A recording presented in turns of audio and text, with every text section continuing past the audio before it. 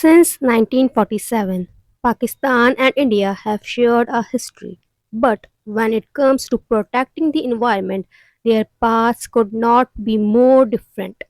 One took a steady, planned route, the other kept changing course. Let's see who did what and why it matters now more than ever. अस्सलाम वालेकुम everyone. आज 14 अगस्त है। आप सबको पाकिस्तान का जश्न आज़ादी बहुत बहुत मुबारक हो। तो क्यों ना आज की इस वीडियो में हम पाकिस्तान की इंडिपेंडेंस से लेके 1947 से लेके आज तक 2025 तक का सफ़र एक वीडियो में देखें। तो आए शुरू करते हैं।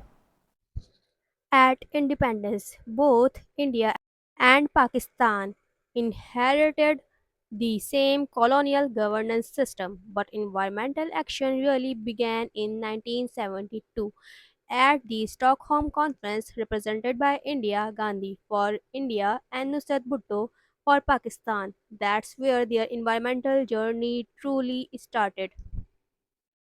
In 1976, it changed its constitution. Environmental protection became both a government duty and a citizen's responsibility. From there, laws were passed. The Water and Air Pollution Control Acts, pollution control boards, and the Panchayati Raj system, linking governance from the capital to the smallest villages.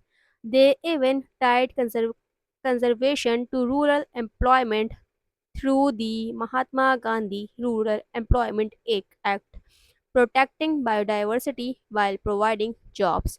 But India's journey hasn't been perfect. Cities like Delhi still face dangerous air pollution, and water contamination remains a problem.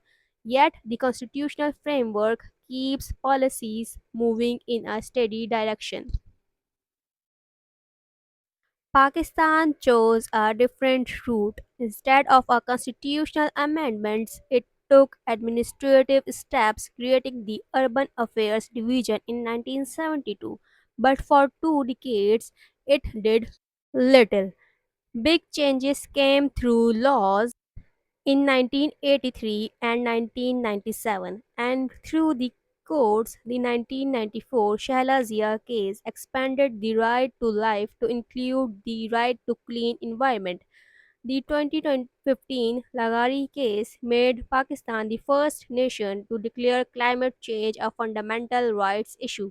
Major projects followed: the 10 billion tree tsunami and over 1,300,000 megawatts of new renewable energy since 2015.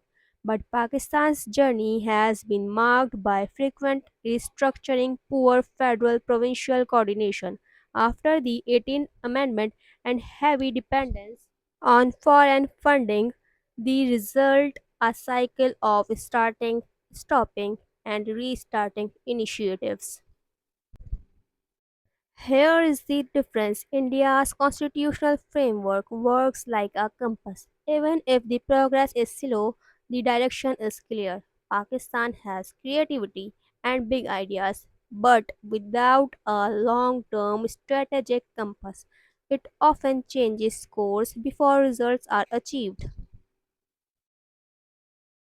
Environmental challenges aren't solved overnight. They require patience, consistency, and a clear destination. Both India and Pakistan now face the same climate threats: floods, droughts, extreme heat. If there is one lesson from the past 75 years, it's this. In governance, knowing your destination and staying the course may matter more than in the speed of travel. The environment knows no borders. Strategic clarity, not political competition, will decide our shared future. The question is, will we choose it in time?